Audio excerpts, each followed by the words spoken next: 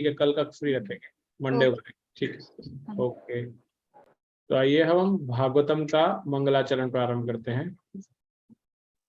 ओम नमो भगवते वासुदेवाय। ओम नमो भगवते वासुदेवाय। ओम नमो भगवते वासुदेवाय। नारायणं नमस्कृत्यं नरं चैव नरोत्तमं देवीं सरस्वतीं व्यासं ततो जयमुदीरये।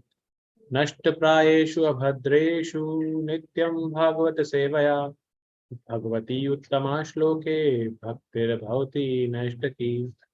मूकं करोति वाचालं पंगुं लंघयते गिरिं यत्कृपातमहं वन्दे परमानन्दमाधवम्। कृष्णाय वासुदेवाय देवकीनंदनाय च नंदगोपकुमाराय गोविंदाय नमो नमः। श्रीमद् भागवतम महापुराण की जय। ओके, तो अब हम श्रीमद् भागवतम के प्रथम स्कंद के प्रथम अध्याय के 9वें श्लोक से प्रारंभ करेंगे। कल आप सब भक्तों ने 8वें श्लोक तक कंप्लीट कर लिया था, आज हम उससे आगे बढ़ेंगे। तो जो भक्त पढ़ना चाहते हैं हमेशा की तरफ अपना हैंड रेज कर सकते हैं। कुसुम कालिया माता जी, म्यूट है माता जी, आप अगर पढ़ना चाह रहे हैं। हरे कृष्णा। हरे कृष्णा प्रभु जी। हाँ पढ़िए माता जी, आवाज आ रही है आपकी। तत्र तत्र अंजसा आयुष्मन भवता यद विनिश्चितम पुंसाम एकांतता श्रेयस्तन्न शस्तिम अहर्षि। अतएव दीर्घ आयु की कृपा प्राप्त आप सरलता से समझ में आने वाली विधि से हमें समझाइए कि आपने जन साधारण के समग्र एवं परम कल्याण के लिए क्या निश्चय किया है। तात्पर्य, भगवत गीता में आचार्य की पूजा की समस्तुति की गई है। आचार्य तथा गोस्वामी निरंतर जन साधारण के कल्याण, विशेष रूप से उनके आध्यात्मिक कल्याण के विचारों में लीन रहते हैं। आध्यात्मिक कल्याण होने पर भौतिक कल्याण स्वतः हो जाता है। अतएव आचार्यगण सामान्य जनता को आध्यात्मिक कल्याण के लिए उपदेश देते हैं। इस कलयुग या कलह प्रिय लौह युग की अक्षमताओं को देखते हुए मुनियों ने सूत गोस्वामी से प्रार्थना की कि वे सारे शास्त्रों का निचोड़ प्रस्तुत करें, क्योंकि इस युग के लोग सभी प्रकार से पतित हो गए हैं। अतः मुनियों ने समग्र कल्याण की जिज्ञासा की। यही लोगों का परम कल्याण है। इस युग के लोगों को पतित अवस्था का वर्णन निम्नलिखित प्रकार से हुआ है। हरे कृष्णा प्रभु जी। हरे कृष्णा माता जी। तो ये श्लोक हमें, जैसे मैंने कल भी बताया था, 6 श्लोक से और 9 श्लोक तक अभी तक पहले सूत गोस्वामी की का गुणगान किया, तो जिससे भी हमें ये जिज्ञासा का एक तरीका और है। जब हम किसी गुरु के समीप जाते हैं तो पहले उनको दंडवत प्रणाम करना चाहिए, उनकी सेवा करनी चाहिए और उनका गुणगान करना चाहिए। आप जितने भी देवी देवताओं को देखेंगे, जब भी वो भगवान के पास भी जाते हैं तो पहले प्रार्थना अर्पित करते हैं। प्रार्थना क्या है? प्रार्थना एक्चुअल में ग्लोरिफिकेशन है। प्रार्थना का अर्थ वही है। हम प्रैक्टिकली इस जीवन में भी देखते हैं कि अगर हम किसी से कुछ फेवर चाहते हैं, कुछ हेल्प चाहते हैं, तो जब तक हम जिसको, क्योंकि हमने क्या बताया, भौतिक जगत आध्यात्मिक जगत का विकृत रूप है, राइट। विकृत का मतलब क्या होता है? उल्टा और नॉट सो गुड। तो आध्यात्मिक जगत के अंदर क्या होता है? हरे कृष्णा। प्रतिबिंब है। तो आध्यात्मिक जगत में क्या है? स्वतः ही भगवान का गुणगान किया जाता है, प्रार्थना की अर्पित की जाती है।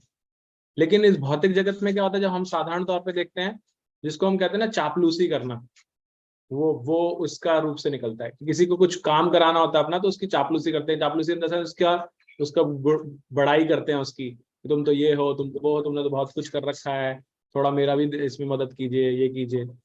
तो ये आध्यात्मिक जगत से रहा है। और उसी गुरु परंपरा के अंदर यहाँ पर जो शौनक आदि ऋषि हैं, वो भी उसी को फॉलो कर रहे हैं। उन्होंने पहले सूत गोस्वामी को बैठने के लिए स्थान दिया, फिर उनका गुणगान किया, जो हमने पिछले श्लोकों में पढ़ा ना, तो वो उनका गुणगान किया। और अब वो जिज्ञासा कर रहे हैं। अब ये चापलूसी क्यों नहीं है?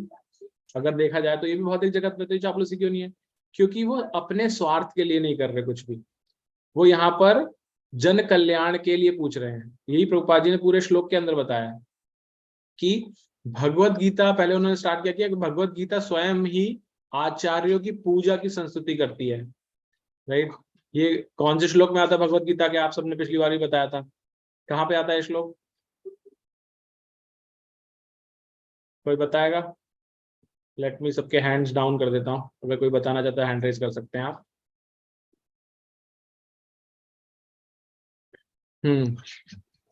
यस ज्योति माता जी, हरे कृष्णा।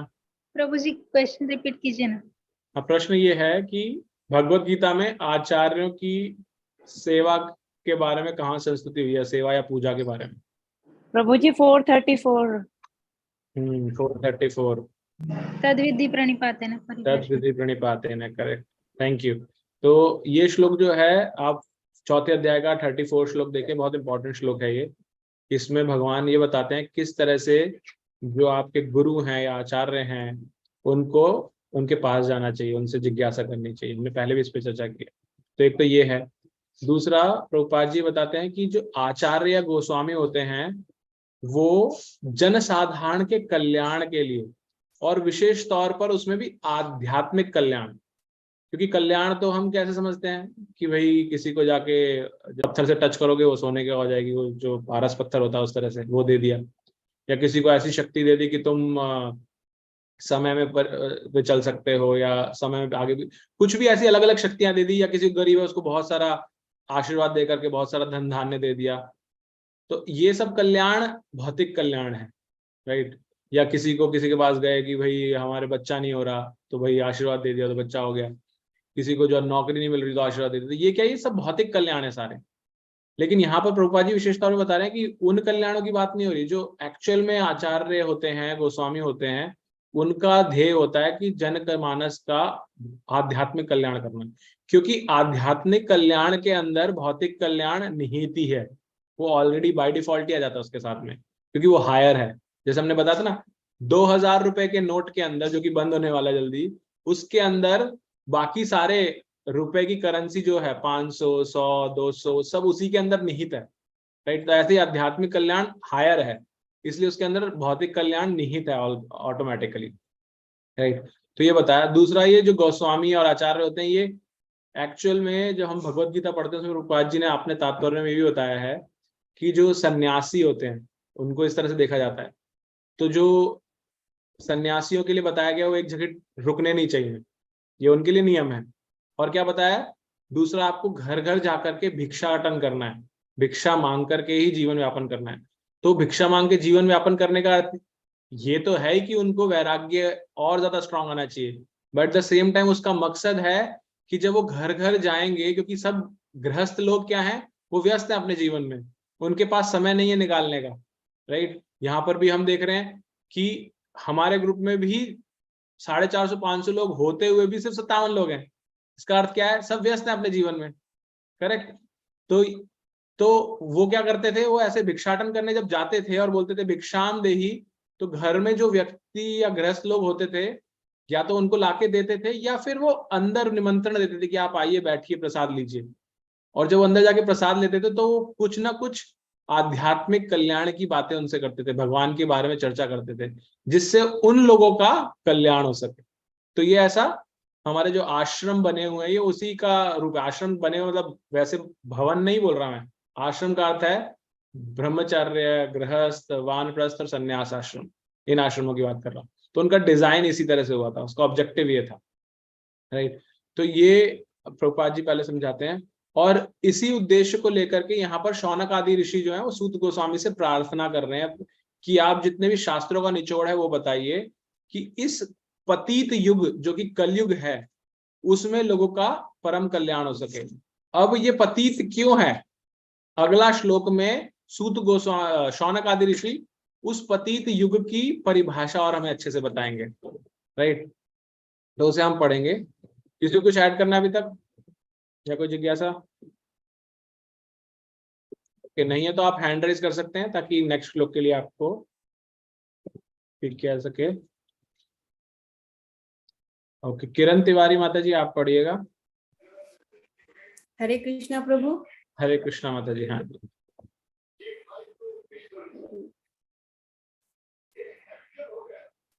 पढ़िए माता जी। जी।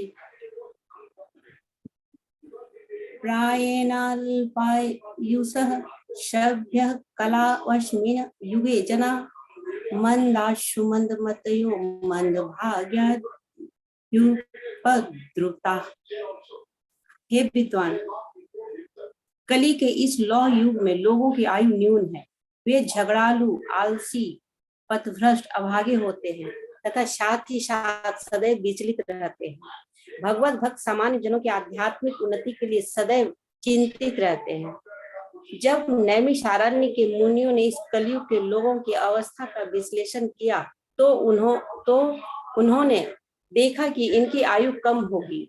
कलयुग में आयु कम होने के कारण और पर्याप्त आहार नहीं अपितु अनियमित आदतें हैं।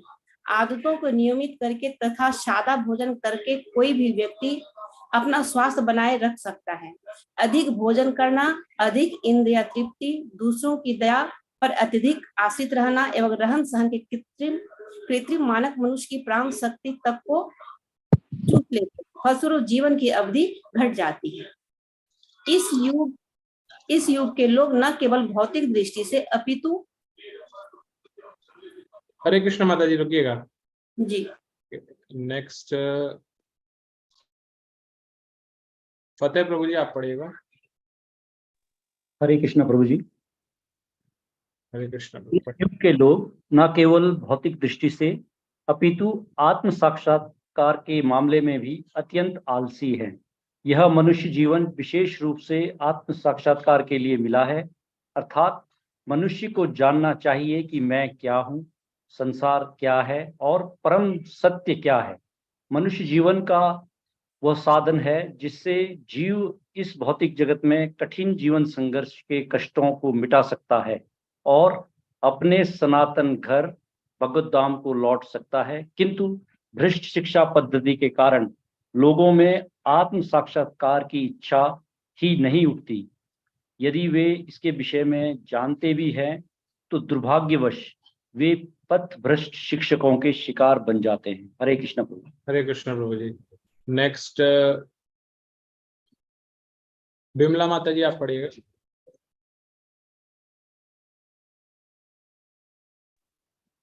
हरे कृष्णा प्रभु जी। हरे कृष्ण। इस युग में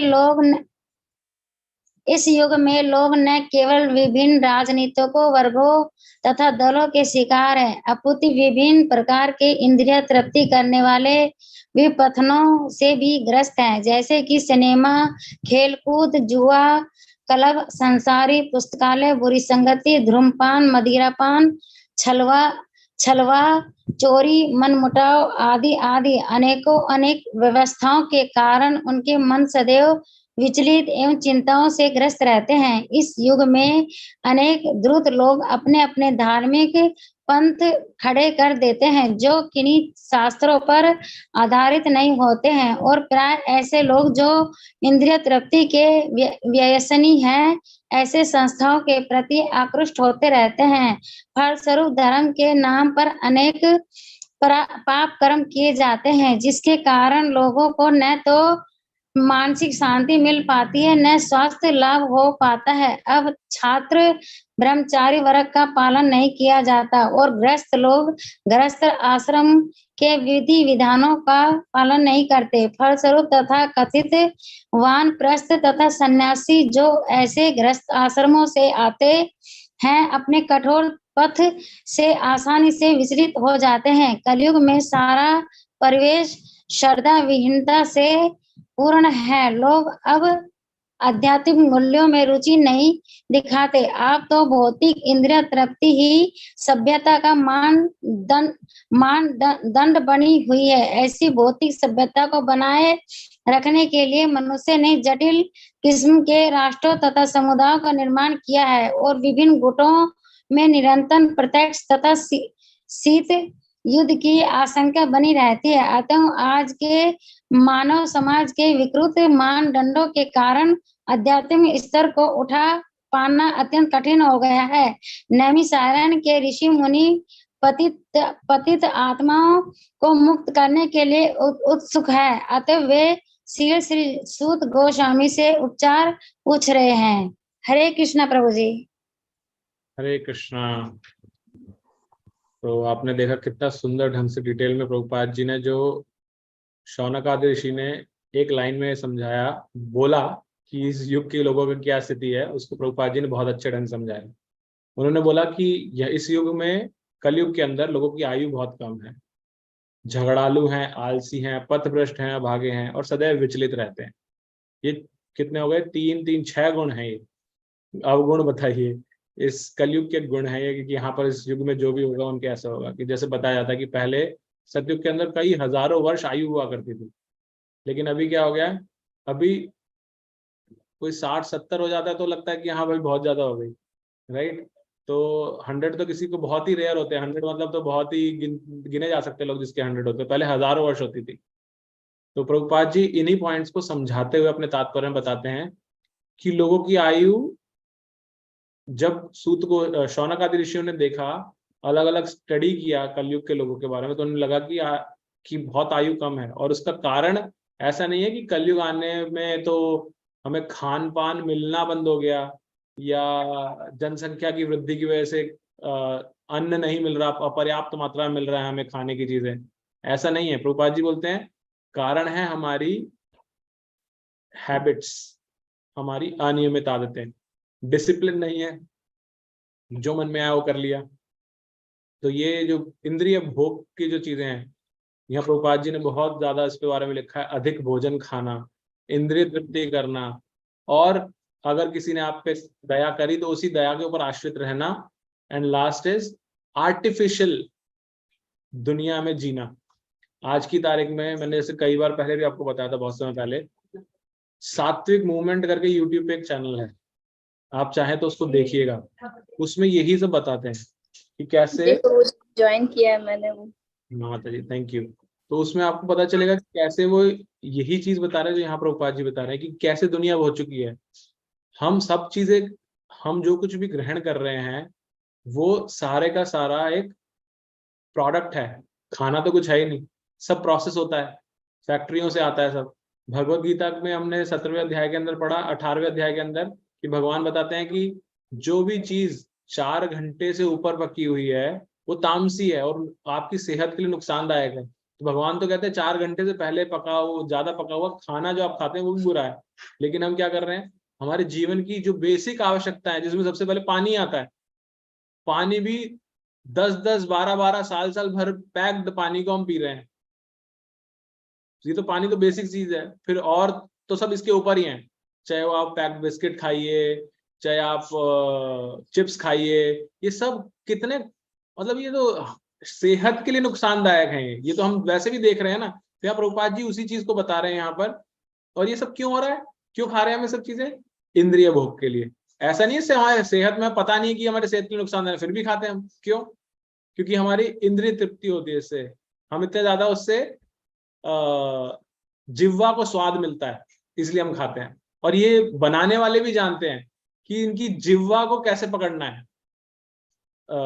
जिह्वा को पकड़ने के लिए सॉल्ट, मतलब चीनी, नमक और फैट, इन चीजों का प्रयोग करके जिह्वा को सबसे प्रिय है। तो इन चीजों का प्रयोग करके प्रोसेस फूड किया जाता है, तो इसी वजह से हमें ज्यादा अच्छा लगता है वो। तो ये यहाँ बताया गया। उसके बाद प्रभुपाद जी आलस के ऊपर बताते हैं बहुत डिटेल में। आलस के बताते हैं कि आत्म साक्षात्कार मनुष्य जीवन का परम लक्ष्य होना चाहिए, क्योंकि ये जो जीवन मिला है हमें, ये इसीलिए मिला है कि आगे हम आत्म साक्षात्कार से कर सके। अदरवाइज हमने पहले भी चर्चा की, हमें और एक जानवर में कोई अंतर नहीं है, पशु के अंदर। लेकिन हम ये प्रश्न करना ही भूल जाते हैं, मैं कौन हूँ, कहाँ से आया हूँ, संसार क्या है, ये भगवान कौन है, परम सत्य कौन है, कैसे मैं उन्हें जान सकता हूँ, कैसे उनसे मिल सकता हूँ, ये सब हम भूल चुके हैं। और कारण क्या है उसका भूलने का? प्रभुपाद जी बताते हैं उसका कारण ये है कि हमारी जो शिक्षा पद्धति है वो भ्रष्ट हो गई है। उसमें आत्म साक्षात्कार के लिए कुछ बताया नहीं जाता। अभी भी हम देखेंगे कि आप किसी भी स्कूल की एजुकेशन को आप किससे जज करते हैं? आप सबके बच्चे पढ़ने जाते हैं, कईयों के पढ़ के बड़े भी हो गए, अब उनके पोता पोती ही पढ़ रहे होंगे, तो क्या जज किया जाता है? कहीं पर भी ये तो ध्यान नहीं दिया जाता कि आत्म साक्षात्कार के बारे में क्या बताया जा रहा है इनको। क्या जज किया जाता है? भाई स्कूल कैसा है, यहाँ कैसे पढ़ाते हैं, एसी है नहीं रूम में, कैसे टीचर के साथ में कैसे इंटरेक्शन होता है, क्या सिर्फ सर्टिफिकेट क्या है, टीवी मतलब इनके यहाँ पर लैपटॉप वगैरह दिए जाते नहीं जाते, या स्क्रीन वो तो नहीं है, डिजिटल स्क्रीन है नहीं है स्कूल के अंदर। इंग्लिश को बहुत महत्व देते हैं, हिंदी को नहीं देते। इंग्लिश को बहुत महत्व देते हैं, बिल्कुल सही बताया माता जी ने कि इंग्लिश पे ध्यान देंगे कि इंग्लिश पढ़ाने वाला है नहीं स्कूल। तो ये सब फैक्टर्स हैं। पढ़ाई कैसी कराई जाती है, रिजल्ट कैसा आ रहा है, आजकल जितने भी देखेंगे इंस्टीट्यूट भी रिजल्ट पे प्रचार कर रहे हैं कि सीबीएसई में टॉप, आईआईटी की रैंकिंग में टॉप, एआईआर रैंक ये आ गई, ये सब पे ध्यान है। लेकिन तो ये क्या, प्रभु जी इसमें भी ध्यान देते हैं कि पैसा रुपया आप कितना कमा सकते हो, आप किस पोस्ट में जाओगे, और स्कूल में फीस या फिर ये यूनिफॉर्म, मतलब बाहरी आडंबर जितने हो सकते हैं, बस्ता, बैग, गाड़ी, फैशन, सारा कुछ रहता है, पढ़ाई सबसे गौण हो जाती है। एग्जैक्टली तो यही यहाँ बताया गया। प्रभुपाद जी बताते हैं कि शिक्षा पद्धति भ्रष्ट हो चुकी है, और वो कहते हैं दुर्भाग्यवश जो शिक्षक हैं वो भी पथभ्रष्ट हो चुके हैं, और उनके पथभ्रष्ट होने से शिक्षा भी ऐसी हो गई है। और एक्चुअल में देखा तो शिक्षक भी तो इसी परंपरा में पड़े हुए हैं, तो इसी वजह से वो भी वही समझते हैं कि वो इम्पोर्टेंट है, तो ऐसा उनके साथ हो रहा है। फिर आगे प्रभुपाद जी उसके बाद आते हैं इंद्रिय भोग को लेकर के। प्रभुपाद जी बताते हैं कि आजकल भारी आडंबर, जैसे अभी माता जी ने बोला, सिनेमा, खेलकूद, जुआ, क्लब्स हो गए, और अपना ये किटी पार्टीज हो गई, धूम्रपान क्लब, मतलब इतने तरह के हैं, मदिरा पान, सब चोरी, मनमुटाव, इतना प्रभुपाद जी ने इसमें लिखा है कि ये सब इतना ज्यादा हावी हो गया है कि सिर्फ और सिर्फ आप तप जो पार्ट है ना, तप जो हमने कल 4 धर्मों के स्तंभों की बात की थी, तब तो एकदम दूरी हो गया, टूट चुका है बिल्कुल पूरी तरह से, क्योंकि इंद्रिय भोग इतना ज्यादा स्ट्रांग हो गया है इन सब वासनाओं के अंदर। तो ऐसा होने से क्या होता है? ऐसा होने से हमारा मन जो है वो हमेशा विचलित रहता है, चिंताओं से भरा रहता है। हम जितना मर्जी चाहें शांति प्राप्त करना, लेकिन नहीं मिलेगी, क्योंकि हम फोकस ही नहीं कर पा रहे। हम जीवन में मैं अपने खुद ही अनुभव करता हूँ, मैं सोचता हूँ अगर मैं इस सब को नहीं पढ़ रहा होता तो मेरे साथ और कितना बुरा हाल हो रहा होता। मैं अपने आप को ऐसा अनुभव करता हूँ कि ऑफिस का कुछ काम करना होता तो सोचता हूँ ये करना है, लेकिन माइंड इतना ज्यादा फ्लक्चुएटिंग रहता है, ये करना है, ये करना है, भागता रहता है, एक चीज पे फोकस ही नहीं करता। तो और मुझे खुद को ऐसा लग रहा है कि वो मेरा हरिनाम जब शायद अच्छे ढंग से नहीं हो रहा है, इस वजह से मेरे साथ ऐसा हो रहा है। तो शास्त्र हमें यही बताते हैं, भगवान का नाम जब हम बिल्कुल अच्छे ढंग से करते हैं तो फोकस अपने आप इंप्रूव होता है, जो हमारा विचलित मन है वो स्टेबल होना शुरू होता है। तो वो करने की आवश्यकता है। मैं खुद अपने लिए इसको करने की कोशिश कर रहा हूँ। तो प्रभुपाद जी आगे सिर्फ यही बताते हैं कि ये तो कृत्रिम है ही, उसके अलावा धूर्त लोग अपने अपने धार्मिक पंथ बनाए बैठे हैं, अलग अलग पंथ। कोई मतलब अगर आप देखें, आप में से, मैंने तो एटलीस्ट जब तक मैंने प्रभुपाद जी के इसमें संघ में नहीं आया था, मैंने ये शब्द ही पहली बार सुना था यहाँ पर आने के बाद, प्रामाणिक संप्रदाय, गुरु शिष्य परंपरा। मैं तो ये सोचता था जो टीवी में आ रहे हैं सभी बहुत अच्छे हैं, इतना अच्छा ज्ञान दे रहे हैं क्योंकि उनको सुनने में बहुत अच्छा लगता है, लेकिन यहाँ समझ में आया कि प्रामाणिकता क्या होती है, इसके अंदर भी कैसे पता चले प्रामाणिकता के बारे में, कैसे कौन सा संप्रदाय को आप ये बोल सकते हैं प्रामाणिक है नहीं। मैं कुछ दिन पहले का वीडियो सुन रहा था, आई थिंक कालीचरण प्रभु जी ने ये प्रश्न रखा था उस समय कि रामचरितमानस तुलसीदास जी के बारे में। तो ऐसा नहीं प्रभु जी आपने रखा था, हमारे घर में भी रामचरितमानस, एक दिन माधव मुझसे पूछ रहा था ये सब क्यों पढ़ रहे हो आप, क्योंकि वो तो ये सब देख रहा है ना, उसको लगता है कि ये सब गलत है, तो मुझसे कहता है ये सब क्यों पढ़ रहे हो आप, ये कोई वो थोड़ी ना प्रमाणिक थोड़ी ना ये। अब हमने भी पढ़ा बचपन में, लेकिन अब मैं उसका जवाब कैसे दूं, क्योंकि हमने तो कभी ये प्रश्न ही नहीं किया प्रमाणिकता का, लेकिन वो सब ये देख रहा है तो इसलिए प्रमाणिकता के बारे में पूछ रहा है। तो मैंने सर्च किया कि भाई क्योंकि जवाब देना उसको, या तो मैं सही हो जाऊंगा कि मैं गलत हूँ ये मुझे पता चलेगा, या मैं उसको बता पाऊंगा कि ये सही है। फिर मैंने सर्च किया उसके बारे में, नेट के ऊपर ढूंढा, क्योंकि उस टाइम तो कोई था नहीं, हमारी कॉल भी नहीं थी कि मैं आप सबसे पूछ लेता। तो उसको सर्च करने के बाद मुझे पता चला कि तुलसीदास जी रामानंदी संप्रदाय में है, और रामानंदी संप्रदाय एक्चुअल में श्री संप्रदाय का ही एक एक्सटेंशन है, जो कि हमारे 4 प्रमाणिक संप्रदायों में आता है। तो तब मैंने उसको पढ़ने के बाद उसको बताया कि ये भी प्रमाणिक ही है, ऐसा नहीं है प्रमाणिक नहीं है। तो जब तुलसीदास जी प्रमाणिक है तो उन्होंने जो ग्रंथ लिखे वो प्रमाणिक हुए, जस्ट क्योंकि 4 संप्रदाय हैं तो उनकी कल्टीवेशन अलग अलग तरीके से। तो रामानंदी संप्रदाय मेजरली राम भगवान को फोकस करके सब बात करते हैं। तो इस तरह से, तो लेकिन ये तो ऐसा मैं क्या बताना चाह रहा था कि मैंने ऐसा सर्च किया इसलिए मुझे पता चला, पहले तो हम जिज्ञासा ही नहीं करते थे इस तरह की। तो इस तरह के, और ये तो हम एक ही फिल्टर कर पाए, ऐसे बहुत सारे और भी हैं जो कि प्रमाणिक हैं, लेकिन जब हम खोज करेंगे तब हमें अंतःकरण में संतुष्टि होगी कि हाँ वो प्रमाण कैसे है, कैसे जुड़ रहे हैं, वो कनेक्शन कैसे है। जैसे कई बार आपके घर में अगर बहुत सारे तार रख दिए जाएं और पावर में एक लगा दिए तो पता नहीं चलेगा ना कौन से करंट आ रहा नहीं आ रहा, तो आपको देखना पड़ेगा ये तार कौन सा जुड़ के वहां तक पहुंच रहा है, वो जो उलझ जाता है। तो ऐसे ही ये गुरु शिष्य परंपरा आते आते नीचे बहुत ज्यादा, जैसे पेड़ की शाखाएं होती है और उपशाखाएं होती है, इस तरह फैल चुकी हैं। तो आपको लेकिन ये जिज्ञासा करनी आवश्यक है कैसे आप जड़ तक पहुंचे, और वो 4 संप्रदायों में आना जरूरी है अगर वो वैष्णव संप्रदाय है तो। अन्यथा जैसे शाखों की बात की गई थी वो भी हो सकते हैं, लेकिन हम क्योंकि यहाँ वैष्णव संप्रदाय की बात कर रहे हैं इसलिए उनको प्रमाणिक बताया गया। तो कमिंग बैक, क्षमा करें गुरुजी, क्षमा करिएगा गुरुजी, मैंने मेरे गुरु श्री आसाराम जी बापू रहे हैं, तो मैं अपने को क्या मानूं?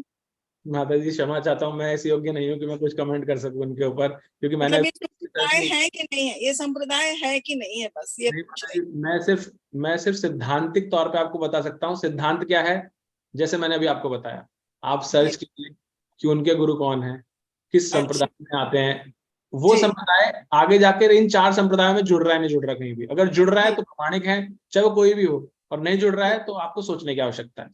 जी जी, धन्यवाद धन्यवाद। तो वापस आते हुए, तो प्रभुपाद जी बताते हैं कि बहुत सारे ऐसे हैं जो ऐसे अपने अपने पंथ खड़े कर दिए उन्होंने, शास्त्रों के आधार पे नहीं है, लेकिन किस आधार पे है, इंद्रिय तृप्ति के आधार पर है। प्रभुपाद जी कई बार ऐसे बताते थे कि आप ये देखिए कि अगर हमारा ये आडंबर होता, प्रभुपाद जी ऐसे इस्कॉन के बारे में बता रहे थे, और कई लोग अभी भी चर्चा करते हैं जब बोलते हैं कि इस्कॉन बाहर पैसे भेज रहा है, ऐसे कुछ टॉपिक आते हैं, तो बोलते अगर हमें बाहर पैसे भेजने होते तो हम ये 4 नियम क्यों बनाते। तो अब तो हम चाहते ज्यादा से ज्यादा लोग हमारे साथ जुड़े, और ज्यादा से ज्यादा लोग कब जुड़ेंगे, जब ये बोलेंगे कि भाई फ्री सेल आ जाओ, सबकी दीक्षा करा देंगे, आ जाओ, सबको भगवान धाम लेके जाएंगे, और जाएंगे नहीं जाएंगे तो पता नहीं कब होगा, लेकिन सबको कहते हैं आ जाओ, सब जो खा पी रहे हो सब खाते रहो, आराम से रहो, बस भगवान का ऐसे ही एक बार हरि बोल दो और चले जाओ, सब जाओगे। ऐसा तो हमने नहीं किया। प्रभुपाद जी ने बहुत स्ट्रिक्टली 4 नियम बनाए। प्रभुपाद जी ने बहुत स्ट्रिक्टली बोला 16 माला प्रतिदिन करनी बहुत आवश्यक है, भक्तों का संग करना आवश्यक है, भागवतम भगवत गीता पढ़ना बहुत आवश्यक है। तो जो रूल्स बनाए गए प्रभुपाद जी के द्वारा, क्या नहीं करना है और क्या करना है, उसके बाद इसमें बढ़ा जा रहा है। तो इसका मतलब क्या है कि लोग छटने शुरू हो जाते हैं, जो नहीं कर सकते, जो इंद्रिय भोग में लगे वो नहीं बढ़ेंगे आगे। लेकिन जो ये आडंबरी धर्म पंथ बने हुए हैं वो क्या करते हैं, क्योंकि उनको तो भीड़ चाहिए, उनके पास भीड़ कब आएगी, जब उनकी इंद्रिय भोग को एज इट इज रख करके आप अपने साथ रखोगे तो आ जाएंगे, राइट। अब जैसे यहाँ पर इस साधारण तौर पे एग्जांपल बता रहा हूँ, हमारे ग्रुप में पहले 2-3 दिन 100 से ऊपर जा रहे थे लोग, राइट। उसके बाद हमने एक रेस्ट्रिक्शन लगा दी। क्या रेस्ट्रिक्शन लगा दी, कि आपको लॉग इन करके आना है, तो सीधे धड़ाक से गिर गए लोग, क्यों, एक फिल्टर आ गया वो। तो इसी तरह से जो प्रमाणिक होगा वो फिल्टर्स लगाएगा, क्योंकि उसको इससे मतलब नहीं कितने लोग इकट्ठे हो रहे हैं, उसको मतलब है कि जो मार्ग बताया गया हमारे शास्त्रों के द्वारा उसी को फॉलो करना है, अपने आप से कुछ नहीं बनाना। तो यहाँ प्रभुपाद जी इसके बारे में बताते हैं कि फिर वो ऐसे धर्म के नाम पर बहुत सारा इंद्रिय भोग करते हुए पाप कृत्य करते हैं, तो वो तो करते ही हैं, और फिर इस वजह से उनके मन को कोई शांति नहीं मिलती, ना स्वास्थ्य में कोई लाभ मिलता है। अगेन प्रभुपाद जी उसके एक लेवल डीपर जाते हैं कि ऐसा क्यों हुआ। उसका कारण प्रभुपाद जी बताते हैं क्योंकि हमारे यहाँ पे वर्णाश्रम धर्म ही समाप्त हो गया। जो मैंने बीच में आश्रम बोला था ना, वही उसके बारे में बताते हैं कि पहली चीज तो ब्रह्मचर्य आश्रम ही नहीं रहा। ब्रह्मचर्य आश्रम में 25 साल तक हर मनुष्य को सिर्फ और सिर्फ अपनी पढ़ाई पे ध्यान देना होता था। उसमें आध्यात्मिक पढ़ाई होती थी विशेष तौर पर, और फिर आपकी जो आपको आगे जाके जीवन व्यापन के लिए चाहिए वो भी साथ में रहती थी। लेकिन अब क्या हो गया है, अब बच्चे 6-7 साल के होते हैं, इतना एक्सपोजर मिल गया है कि ब्रह्मचर्य तो दूर की बात है, उल्टी सारी चीजें जो गृहस्थ आश्रम की वो तभी सीख लेते हैं छोटी आयु के अंदर ही। और फिर हमें दिखते हैं अलग अलग टीवी मीडिया के अंदर एग्जाम्पल्स, क्या हो रहा है समाज में, क्या हो रहा है। तो वो खत्म हो गया ब्रह्मचर्य आश्रम। गृहस्थ आश्रम में भी आई एम श्योर हम में से भी बहुत सारे लोग यहाँ जो बैठे हैं उनको ही नहीं पता, इंक्लूडिंग मी, 100% ऑफ गृहस्थ आश्रम के नियम क्या है। मैं अभी कुछ पुस्तकें पढ़ता रहता हूँ तब मुझे पता चलता है कि गृहस्थ आश्रम में क्या बताए गए नियम, किस तरह से हमें अपने इंद्रिय तृप्ति को कंट्रोल्ड वे में लेके जाना है ताकि आप प्रिपेयर हो सके नेक्स्ट आश्रम में जाने के लिए। साधारण तौर पे अगर हम इस जीवन के अंदर देखें, आप में से बहुत लोग ऐसे हैं जो जॉब्स में रिटायर हुए हैं, राइट? तो आप अपने रिटायरमेंट को देखिए, रिटायरमेंट से पहले क्या कम आपकी जब प्राइवेट थी या सरकारी नौकरी थी, क्या आपसे उतना ही घिसाई कराती थी जितने स्टार्टिंग में कराती थी? नहीं कराती थी। क्यों? क्योंकि धीरे धीरे आपको प्रिपेयर करते हैं, काम आपका हल्का होता जाता है, हल्का होता जाता है। जब तक आप रिटायर होने वाले तो उन दिनों में तो बहुत ही कम, सिर्फ आप एक एन एक्सपर्ट कंसल्टेंट की तरह कार्य करते हैं। आप सिर्फ उतना घिसाई नहीं करते जितना आप 24-25 साल की आयु में करते थे। लेकिन समाज में हमारे साथ क्या है, हम इंद्रिय भोग जब 55-50 में चले जाते हैं ज्यादा करना शुरू कर देते हैं, तो हमारा बढ़ जाता है। इसलिए क्या बोलते हैं, एक हिंदी में कहावत क्या है, सठियाना या कुछ उम्र 55 की, ऐसे बचपन ऐसे कुछ आता है ना। क्यों है वो? क्योंकि इंद्रिय भोग इतना बढ़ जाता है हमारा, तो हमारा वहां उल्टा होता है। जबकि हम यहाँ पे भी देख रहे हैं भौतिक जगत के अंदर कि कम होना चाहिए, क्योंकि जॉब में भी तो ऐसे ही हो रहा है, लेकिन यहाँ नहीं हो रहा है ऐसा। यहाँ पे हमारा भोग बढ़ता जाता है, बढ़ता जाता है। तो उस समय जब फिर वानप्रस्थ आश्रम में जाते हैं तो हम स्ट्रगल करते हैं, हमें समझ में नहीं आता क्या करें। वो भोग तो करना है, अब वो भोग करना है तो भगवान या ये जो कलयुग की देन है वो मोबाइल आ गया। अब तो अब इंद्रिय भोग मोबाइल से करेंगे हम। अब वो चाहे फेसबुक हो चाहे व्हाट्सएप हो, और फिर हम कंट्रीब्यूट कैसे करें, तो फिर हम फॉरवर्ड भी करना शुरू कर देते हैं उन सब चीजों को पढ़ पढ़ के, देख देख करके। तो हमें लगता है हम कुछ तो कर रहे हैं, लेकिन एक्चुअल में वो इंद्रिय भोग है और कुछ नहीं है। हमें एक्चुअल में वानप्रस्थ और संन्यास आश्रम में जो बताए गए हैं उनको करना चाहिए फॉलो, उस तरफ बढ़ना चाहिए। तो प्रभुपाद जी बता रहे हैं इस वजह से, क्योंकि संन्यास आश्रम वैसे ही जैसे मैंने स्टार्टिंग में बताया था, अब कोई जब गृहस्थ आश्रम में उसने नियम पालन नहीं किए तो संन्यास में तो कहाँ ही करेगा वो। इसलिए वो अच्छे गुरु नहीं बन पाते, अच्छे गुरु नहीं बन पाते तो फिर वो पूरी प्रणाली हिल जाती है, और ये कलयुग के लक्षण है। तो प्रभुपाद जी हमें ये बताते हुए कि इस भौतिक जगत के अंदर, कलयुग के अंदर सभ्यता का मतलब है इंद्रिय भोग, कि आप कितना अच्छा इंद्रिय भोग कर रहे हैं। किसी राष्ट्र की उन्नति का मतलब है उस राष्ट्र में लोग कितना इंद्रिय भोग करते हैं। आप एग्री करते नहीं करते इस चीज के लिए? आप अगर देखेंगे इस किसी भी राष्ट्र की उन्नति, इकोनॉमिकली उन्नति जो हम बोलते हैं, किस चीज से मेजर की जाती है? एक फैक्टर है। आप बताइए कौन सा फैक्टर है वो, हैंड रेज करके बताइएगा। एक शब्द बोला जाता है उससे नापी जाती है। यस प्रभु जी, जय प्रकाश प्रभु जी, क्या है वो? प्रभु जी म्यूट है आप। उस आदमी की आय की कितनी की है। इसको एक और टेक्निकल वर्ड बोला जाता है। कोई और आपके अलावा और कोई बताना चाहे क्या वर्ड है वो? पुष्कर प्रभु जी। नैतिकता। नैतिकता। जीडीपी। पुष्कर प्रभु जी ने बिल्कुल सही बताया, फतेह प्रभु जी ने GDP, gross domestic production, right. क्या मतलब है कि आपके देश में लोग प्रति व्यक्ति कितना रुपया खर्चा कर रहे हैं इंद्रिय भोग में, उसका मतलब यही है जीडीपी का, कि इंद्रिय भोग में वो कंपेयर करते हैं। अमेरिका में तो $1500 पर व्यक्ति खर्चा होता है इंद्रिय भोग के लिए। भारत में क्या है? भारत में $100 भी नहीं होता, $10 होते हैं। ये तो बहुत ही गिरा हुआ देश है। तो ये सभ्यता को नापने का तरीका है कि किस तरह से एक देश को हम कहते हैं डेवलप्ड कंट्री है और कौन सा ऐसा है जो पिछड़ा देश है। इंद्रिय भोग से नापा जाता है। तो प्रभुपाद जी यही बता रहे हैं कि मानदंड जो है वो है इंद्रिय भोग, और इसी की वजह से जो ये सारे राष्ट्रों के बीच में मनमुटाव हो रहा है। कहीं शीत युद्ध, जैसे प्रभुपाद जी जिस जमाने की जब पुस्तक लिखी थी उस समय शीत युद्ध की बात थी, कोल्ड वॉर की। आज की तारीख में भी आप देखिए अमेरिका, अभी रशिया और ये सब चल रहा था। क्या है सब? ये सिर्फ इंद्रिय भोग के लिए। उनको तेल चाहिए, तेल के ऊपर कब्जा करना है। तेल का क्या करेंगे? तेल से पैसे कमाएंगे और कमाएंगे, फिर इंद्रिय भोग करेंगे और ज्यादा। तो हर कोई सिर्फ इंद्रिय भोग पर ही नियंत्रित है, वही फोकस है।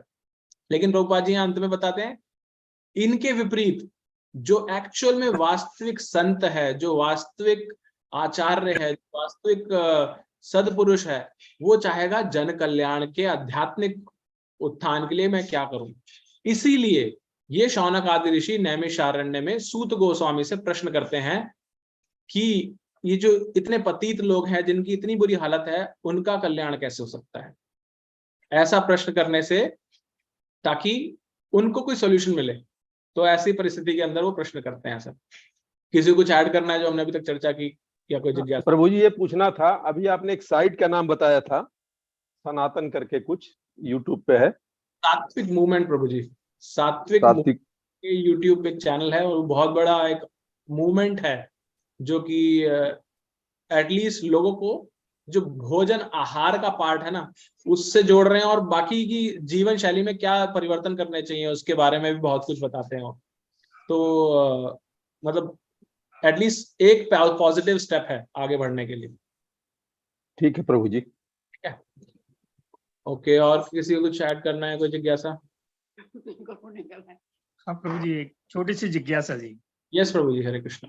ये अपने इतनी दिनों से श्री सूत गोस्वामी जी के बारे में सुन रहे हैं, तो ये इतने बड़े संत हैं, तो इनके बारे में कुछ, जैसे हजारों संत के बीच में इनको चुना, तो उसकी वजह क्या थी, कुछ बताएंगे? हाँ प्रभु जी, उसकी वजह यही थी कि इतने संतों में सिर्फ यही एक थे जो शुकदेव गोस्वामी से भागवतम कथा को श्रवण किए थे, और वो वहां पर उपस्थित थे नैमिषारण्य में, तो इसीलिए उनको इतना महत्व दिया जा रहा है। हरे कृष्ण प्रभु जी। यस माता, हरे कृष्णा। ये सूत परंपरा से आ रहे थे सूत गोस्वामी जी, और सूत परंपरा का ये था कि वो लोग ये पुराणों का प्रवचन ही करते थे, व्याख्या जो करते थे वो सूत परंपरा से आ रहे आचार्य ही करते थे। तो ये सूत गोस्वामी को इसीलिए चुना गया था। उन्होंने सुखदेव गोस्वामी से तो सुना ही था, और ये सूत परंपरा से भी आ रहे थे, इसलिए इनको चुना गया था प्रभु ji. Hare Krishna. Thank you add करने के लिए। हरे कृष्ण। हाँ, हरे कृष्ण प्रभु जी। सूत गोस्वामी के पिताजी का नाम लोमहर्षण ऋषि था। रोमहर्षण भी बोलते हैं और लोमहर्षण भी बोलते हैं। और जैसे माता जी ने बताया कि उनकी मीन्स सब पुराणों का व्याख्यान करना ही उनका वो परंपरागत ये था। तो एक बार जब महाभारत का युद्ध था तब बलराम जी क्विट हुए थे उसमें से, तो उन्होंने उस युद्ध का, कुरुक्षेत्र के युद्ध में भाग नहीं लिया, और बलराम जी फिर तीर्थाटन करने निकले, और एक जगह वह तीर्थाटन कर रहे थे, वहां पे लोमहर्षण ऋषि पुराणों का मीन्स बता रहे थे, आख्यान कर रहे थे। तो सब बलराम जी, तो बलराम जी आदि गुरु हैं, तो सब उठ के खड़े हो गए, उनको दंडवत प्रणाम किया सभी ऋषि मुनियों ने, लेकिन लोमहर्षण नहीं उठे, उन्होंने नहीं उनको आदर नहीं दिया।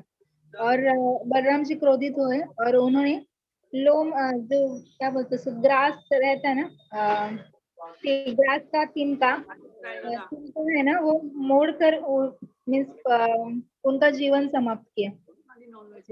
तो लोमहर्षण ऋषि नहीं रहे, तो सभी ऋषियों ने बलराम जी को ये कहा कि मीन्स ऐसा दुर्भाग्यपूर्ण घटना है कि उन्होंने आदर देना चाहिए था, लेकिन अभी ये आख्यान, ये जो उनकी परंपरा है वो कैसे चलेगी। तो बलराम जी बोलते हैं कि इनके जो बेटे हैं सूत गोस्वामी, ये बहुत ही दिव्य जीव है, मैं इनको सभी मीन्स पूरा का पूरा आशीर्वाद देता हूँ, और ये बहुत साल जिएंगे, इनका दीर्घ आयु होगा, और ये दिव्य ज्ञान हमेशा अच्छे से बताएंगे और परंपरा में बताएंगे।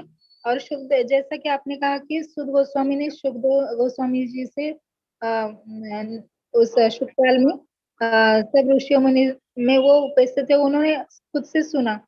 तो बलराम जी का आशीर्वाद और सुखदेव गोस्वामी जी का आशीर्वाद, और ये परंपरा से फिर सूत गोस्वामी ने बताया। तो यहाँ पे एक श्लोक है, पहले 3-4 श्लोकों के पहले, कि उन्होंने दीर्घायु भी उनके बारे में बोला है, तो वो बलराम जी का आशीर्वाद है कि वो दीर्घायु थे। हरे कृष्ण। हरे कृष्ण। हरे कृष्ण भगवान। हरे कृष्णा। जय प्रभु जी। हाँ, मैं एक निवेदन करना चाहता था। हाँ प्रभु जी बोलिए। आवाज आपकी धीरे आ रही है, थोड़ा सा तेज बोलिएगा। अच्छा, अभी आ रही है? हाँ प्रभु जी। हेलो। हाँ प्रभु जी, अभी आ रही है अच्छे से।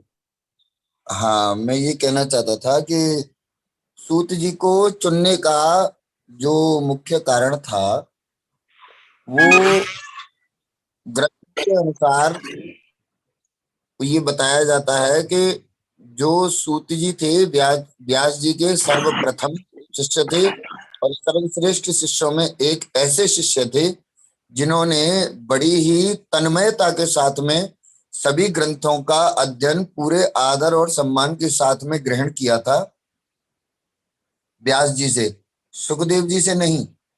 सुखदेव जी और सूत जी जो थे वो समकालीन थे व्यास जी के शिष्यों में। भागवत जो अध्ययन कराई गई थी व्यास जी के द्वारा वो सुखदेव जी को और सूत जी को एक साथ अध्ययन कराई गई थी। लेकिन उसमें एक प्रश्न आता है कि भाई ऐसा कौन सक्षम है इस धरा पर जो भागवत के माध्यम से किसी को भी मोक्ष प्रदान करने में सक्षम हो। तो सूत जी को इसलिए केवल शास्त्रों के ज्ञान के लिए चुना गया क्योंकि संपूर्ण शास्त्रों का ज्ञान उनके पास में व्यास जी के आशीर्वाद से था। लेकिन मोक्ष प्रदान करने की जो क्षमता थी वो केवल सुखदेव जी में थी, क्योंकि जो काम क्रोध मद लोभ मोह इन पंच विकार से जो बिल्कुल अलग हो, जिसमें किसी भी प्रकार का काम क्रोध मद लोभ मोह ये पांचों नहीं हो, वही व्यक्ति भागवतम के अनुसार भागवत श्रीमद् भागवत के अनुसार मोक्ष प्रदान कर सकता है। इसीलिए परीक्षित को कथा सुनाई जा रही थी वहां पर भी शौनक आदि 88,000 ऋषि मौजूद थे और सूत जी स्वयं मौजूद थे। और वहां पर सूत जी ने भी वहां पर वो केवल श्रवण करी थी उनके माध्यम से। सुखदेव जी से पहले भागवत के महात्म्य में गोकर्ण जी के बारे में बताया जाता है, जिनको भागवत का ज्ञान भगवान सूर्यदेव ने दिया था, जिन्होंने धुंधकारी का मोक्ष कराया था। अगर आप लोगों ने शायद अध्ययन किया हो तो सूत जी जो थे वो सुखदेव जी के शिष्य नहीं थे। और सूत जी के लिए एक बात और कही जाती है कि शौनक आदि 88,000 ऋषि जो थे वो सभी ब्राह्मण थे। और जिन सूत जी से पुराणों का ज्ञान जो उन शौनक आदि ऋषियों ने लिया, ऐसे जो सूत जी जिनको व्यास गद्दी मिली वो ब्राह्मण भी नहीं थे। तो मैं बस यही ऐड करना चाहता था कि क्षमा चाहता हूं अगर कोई किसी को बुरा नहीं लगा हो तो मेरी बात का। धन्यवाद, आपने और बैकग्राउंड दिया इसके बारे में। हाँ, मैं बस यही कहना चाहता था। थे ना जी माता जी। नहीं प्रभु जी यही बात थी। अच्छा ये धुंधकारी के गोकर्ण की बात सुनी हुई है भागवत में? वो महात्म्य में आता है, भागवत के माध्यम हरिवंश पुराण का महात्म्य है ये।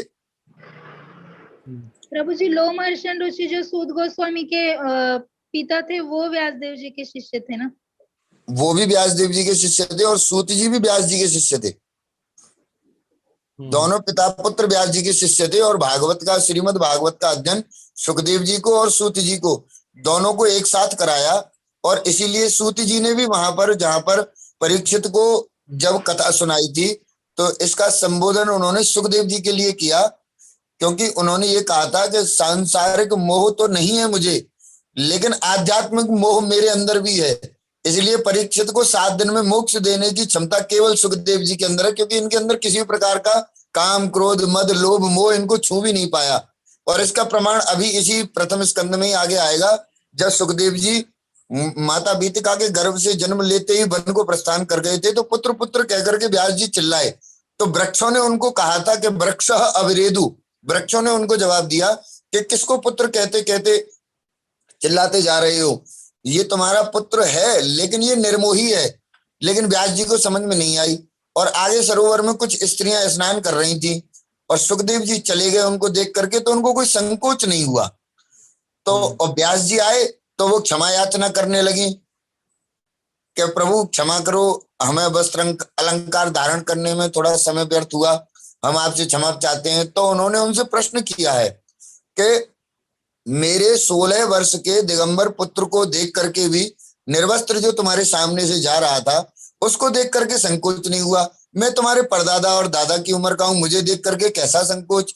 तो उन स्त्रियों ने उनको बताया कि महाराज आप जिसकी बात कर रहे हो वो तो जानता ही नहीं कि स्त्री और पुरुष के भेद क्या होते हैं। तो उनको पता लगा मेरा पुत्र इतना बड़ा परमहंस महात्मा है। तो वो वापस लौट करके चले गए। उन स्त्रियों को बात सुन करके वो सुखदेव जी को फिर बुला करके नहीं लाए। और भागवतम का जब उन्होंने लेखन किया तो उस समय भी उन्होंने अपने शिष्यों को भेजा था कि जाकर के इनको वहां पर यत्र तत्र गाते फिरना। यदि सुखदेव जी सुन लेंगे तो शायद, क्योंकि कृष्ण कथा में इतनी सामर्थ्य है जो किसी को अपनी तरफ आकर्षित कर ले, और किसी कथा में इतनी सामर्थ्य नहीं है। हरे कृष्ण प्रभु जी, क्षमा चाहता हूँ अगर किसी को मेरी बात का कोई कष्ट लगा हो तो। प्रभु जी धन्यवाद, आपने दोबारा से ये वाला पार्ट तो आपने दोबारा से बताया, जो आपने बाद में बताया ना, तो ये बहुत अच्छा है। आप प्रभु जी जस्ट जो आप अपने स्टार्टिंग में बताया ना कि सूत गोस्वामी व्यास देव जी के शिष्य थे और उन्होंने शुकदेव गोस्वामी से सुनी, इसलिए वो परंपरा में, जैसे हमारे आचार्य बताते हैं यहाँ पे, प्रभुपाद जी बताते हैं हमें, क्योंकि हम तो आप प्लीज हमें शास्त्र का थोड़ा प्रमाण शेयर कीजिएगा ताकि हम उसका भी ज्ञान ले सकें। ठीक है, देखो प्रमाण के लिए मैं केवल आपको गीता प्रेस का प्रमाण भेज सकता हूँ, क्योंकि मैं उसी से पढ़ा हूँ ये चीजें। एटलीस्ट वो भेजिए, आप कुछ तो जी भेजिए। जी बिल्कुल बिल्कुल बिल्कुल बिल्कुल प्रभु जी, बिल्कुल बिल्कुल। तो एटलीस्ट हमें वो सोर्स पता चलेगा एटलीस्ट। जी बिल्कुल बिल्कुल। आपने बताया था प्रभु जी ग्रुप पे डाल देना, हम भी पढ़ लेंगे। जी बिल्कुल माता जी, बिल्कुल, आप लोगों का आदेश शर्माते। हाँ, ग्रुप में डालना तो हम भी पढ़ लेंगे इनको। जी बिल्कुल बिल्कुल माता जी, बिल्कुल। ठीक है, तो आज का हमारा ये श्लोक ही पूर्ण हो पाएगा, मुझे लगता नहीं अब 1 मिनट बचा, उसमें हम अगला श्लोक ले पाएंगे। हरे कृष्ण प्रभु जी। हाँ प्रभु जी, यस, आप सॉरी, आप बहुत देर से वेट कर रहे थे, क्षमा चाहता हूँ। वो बस थोड़ा सा छोटा सा प्रश्न था। अभी आदि गुरु के बारे में बताया, बलराम जी आदि गुरु थे, लेकिन प्रभु जी आदि दास किसको कहा जाता है? आदि दास परम दास। बलराम जी को भी आदिदास कहा जाता है? बलराम जी को आदिदास नहीं प्रभु। हाँ प्रभु, मैंने पढ़ा है ये भगवान श्री कृष्ण के वो आदिदास है, हमारे नहीं। आदि गुरु तो हमारे हैं, लेकिन वो दास भगवान श्री कृष्ण के, जैसे मृदंग भी होता है ना, मृदंग रूप में भगवान की सेवा करते हैं, वो बलराम जी के अवतार है। मृदंग तो मैंने सुना, स्वरूप है मृदंग। हाँ, तो इस प्रकार सुना तो है। ओके, आपने सुना, मैंने पहले भी नहीं सुना। धन्यवाद अगर आप इसका थोड़ा सा हमें निरूपण। कृष्ण प्रभु जी, मैं इनकी बात से बिल्कुल सहमत। आदिदास भगवान कृष्ण के, भगवान विष्णु के जो हैं वो शेषनाग हैं, जिनके जो कभी लक्ष्मण के रूप में तो कभी बलराम के रूप में आते हैं। और भागवत में आगे जाकर के 10वें स्कंद में इसकी सबको इस चीज का प्रमाण भी मिल जाएगा कि भगवान ने लक्ष्मण के रूप में, 9वां स्कंद जब आएगा तो लक्ष्मण के रूप में किस प्रकार उन्होंने, राम जी ने उनको अपनी सेवा से वंचित किया, तो कृष्ण जी ने जब अपनी सेवा से वंचित किया तो राम जी के रूप में, लक्ष्मण जी के रूप में आकर के उन्होंने किस प्रकार उनकी सेवा की। तो वो आदिदास जो इन्होंने शब्द बोला वो बलराम जी के लिए ही आता है, लेकिन वो आदिदास भगवान विष्णु के हैं और आदि गुरु संसार के हैं। करेक्ट।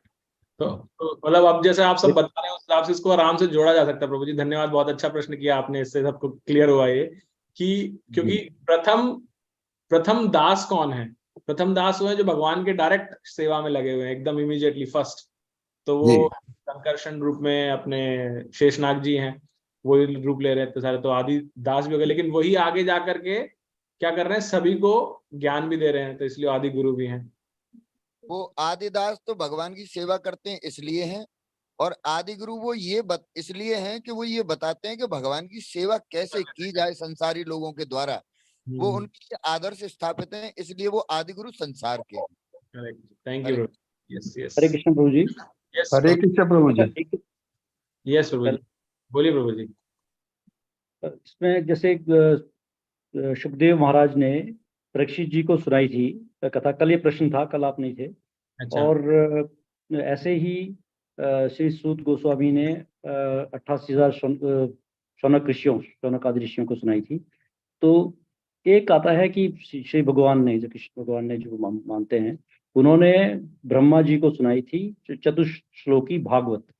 क्या ये सत्य है या वैसे ही कुछ उसका प्रमाण है? यदि आप लोग आदेश करें तो इसके बारे में मैं कुछ चाहता हूँ। वो उपदेशात्मक था, जिससे उनको सिर्फ डायरेक्शन थी उनके लिए, तब के लिए। हाँ, अब ये महाराज बोलना चाह रहे तो प्लीज बोलिए। हाँ प्रभु जी, बोलिए प्रभु जी। इसके बारे में श्रीमद् भागवत के अंदर ही ये प्रसंग आता है। नारद जी के प्रसंग में नारद जी ने इस चीज को स्पष्ट किया है कि सर्वप्रथम मेरे प्रभु नारायण ने चतुश्लोकी की जो ज्ञान दिया था वो ब्रह्मा जी को दिया था, और ब्रह्मा जी ने नारद जी को दिया था चतुश्लोकी का ज्ञान। और उसी चतुश्लोकी का ज्ञान नारद जी ने व्यास जी को दिया, जिसकी महती व्याख्या 18,000 श्लोकों में व्यास जी ने की, बोल करके, और लेखन गणेश जी के द्वारा किया गया था इसका।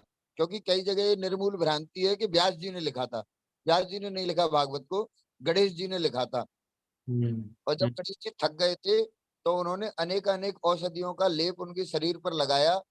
जो गणेश चतुर्थी से 11 दिन का जो पर्व मनाया जाता है, तो 11 दिन में ये भागवत पूरी हुई थी, और 11वें दिन उस संपूर्ण औषधियों का शरीर से उनके गणेश जी के हटा करके उनका विसर्जन किया गया था। तब से गणेश चतुर्थी मनाई जाती है, जो गणेश चतुर्थी से लेके अनंत चतुर्दशी तक ये पर्व चलता है 11 दिन का। 11 दिन में पूरे 18,000 श्लोकों का लेखन किया गया था। और सबसे ज्यादा क्लिष्ट संसार का जो ग्रंथ है वो श्रीमद् भागवत है, क्योंकि गणेश जी की लिखने की गति इतनी तीव्र थी कि व्यास जी को बड़ा तकलीफ हो रही थी श्लोकों का व्याख्यान करने में। तो उन्होंने जटिल से जटिल श्लोकों का निर्माण किया, जिससे कि उनको समय मिल सके, गणेश जी लिखें तो उनको समय मिल सके आगे के श्लोकों को व्याख्यान करने का।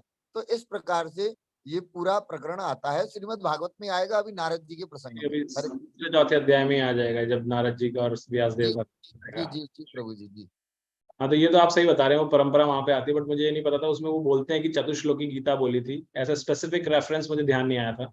नारद जी ने व्यास जी को ये बताया है कि ये नारायण के द्वारा चतुश्लोकी भागवत ब्रह्मा जी को प्राप्त हुई, ब्रह्मा जी के द्वारा मुझे प्राप्त हुई, और मेरे द्वारा मैं आपको दे रहा हूँ, और आप इसकी महती जो व्याख्या आप बता रहे हैं ना, ये तो है कि उनका ज्ञान कैसे आया है, गुरु परंपरा तो उसमें है, वो भी खुद बोलते हैं ब्रह्मा जी से मुझे, ब्रह्मा जी को भगवान ने दी। लेकिन वहां पर ये वर्ड मैं भी चेक करूंगा इसके बाद में जाकर के, अभी चेक करता हूँ चतुश्लोकी वहां पे वर्ड आया नहीं आया, ये जो आप बोल रहे हैं। चतुश्लोकी का ही है, और अहमेवासमेवाग्रे ये यही श्लोक है चतुश्लोकी के। और इसमें ये भी बताया गया है कि सुखदेव जी के पास आकर यह परंपरा रुक गई।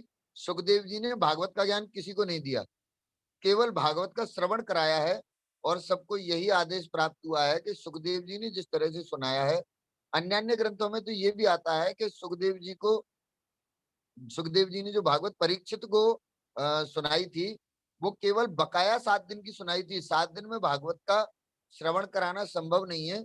और 23 दिन की भागवत परीक्षित जी ने उद्धव जी से सुनी थी, गोवर्धन में कृष्ण कुंड पर, और वहां से किसी कारण से उनको लौट करके आना पड़ा। तो उद्धव जी ने उनको ये आशीर्वाद दिया था कि आपके जीवन के एक काल में किसी ना किसी परमहंस के द्वारा ये 7 दिन की कथा आपको पूरी सुना करके आपके मोक्ष का रास्ता आपको बताया जाएगा। मैं आपको वो भी बता दूंगा, क्योंकि ये मैंने पढ़ा नहीं है, ये हाँ, मैंने ये द्वाराचार्य जी जो अपने मलुक पीठाधीश्वर राजेंद्र दास जी महाराज हैं, उनके द्वारा मैंने सुना। मुझे उस ग्रंथ का नाम याद नहीं आ रहा अभी, जो उन्होंने ग्रंथ का नाम बताया उसमें कहाँ है, वो मैं दोबारा सुनूंगा। जो अभी आपने बताया ना, उसमें थोड़ा सा इसका अलग अलग रूप है जो मैंने पढ़ा था और सुना था, वो थोड़ा सा इससे अलग है। और उसमें यही था कि जब जो रानियां थी, कृष्ण भगवान की रानियां, वो जब शोकातुर हो गई थी, तब उनको उद्धव जी के पास भेजा गया। बिल्कुल बिल्कुल, उसी समय उन्होंने सुनाई थी। महाराज भी वहां थे, तो उद्धव जी ने विशेष तौर पे उनसे कहा था कि आप नहीं सुनेंगे कथा। हाँ। ये सुनाने वाले थे, उन्होंने कहा था कि आप नहीं सुनेंगे, आप यहाँ से चले जाइए। तो बड़े दुखी हो गए थे। तब उनको कहा था कि आपका भी समय नहीं आया, आपके सही राइट टाइम पे आपको सही सुनाने वाला व्यक्ति मिलेगा जो आपको ये सुनाएगा, जो आपको इसके द्वारा मोक्ष के द्वार तक लेकर जाएगा। बिल्कुल जी जी प्रभु जी। ठीक है प्रभु जी। प्रभु जी, और जो आपने अभी बताया ना गणेश जी वाला, कि उनके थक गए थे, वे लेप किया उनका, इसका भी अगर आपको कोई शास्त्रिक है ना सोर्स, तो प्लीज शेयर कीजिए। इसका ज्ञान वर्धन करता है ऐसी चीजें अगर हमें शास्त्र से मिलती हैं तो हम। हरे कृष्णा प्रभु। यस, हरे कृष्णा माता जी। और इस गणेश जी के संदर्भ में और मैं भी सुनी हूँ कथा में ही, प्रमाणिकता तो शायद मैं नहीं बता पाऊंगी, कि जहाँ पे व्यास जी ने गणेश जी से सरस्वती की उद्गम स्थल पे उन्होंने लिखा था, तो वहां गंगोत्री जो निकलती थी, सरस्वती जहाँ से निकलती है, तो उससे बहुत आवाज होती थी नदियों का। तो गणेश जी का श्राप है उनको, वहां अभी भी आज भी सरस्वती आवाज नहीं करती है उस जगह पर जहाँ पर व्यास जी के कहने पर गणेश जी ने लिखा है इन पुराणों को, भागवत पुराणों। उस जगह का नाम है जी प्रभु, उस जगह का नाम है शाम्याप्रास, जहाँ सरस्वती नदी के किनारे पर बैठ करके गणेश जी ने भागवत लिखी थी और सरस्वती नदी को श्राप दिया था। हरिओम हरे कृष्ण अभी प्रभु जी। भी आज भी वहाँ आवाज नहीं। ये जो जगह है ये बद्रीनाथ से आगे भी एक जगह है जहाँ पर व्यास गुफा है और वहीं सरस्वती का उद्गम होता है। अगर आप अभी जाएंगे वहाँ बहुत ज्यादा शोर होता है।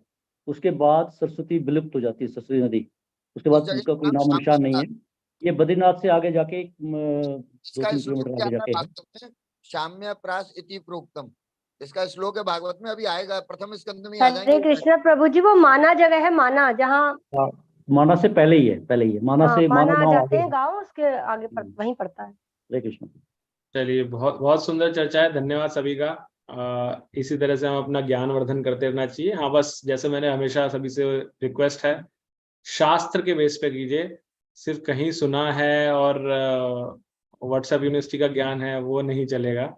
तो इसलिए आप शास्त्र के बेस पे लाइए, बताइए, वहां पर दे रखा है उस ग्रंथ के, उसमें दे रखा है, आप रेफरेंस शेयर कर सकते हैं। तो इससे हम सबका ही लाभ है। आप प्रचार करने में सहयोग दे रहे हैं हमारे शास्त्रों का, और बाकी सबको शास्त्रिक ढंग से ज्ञान मिल रहा है, राइट। तो सभी का बहुत बहुत धन्यवाद, आभार।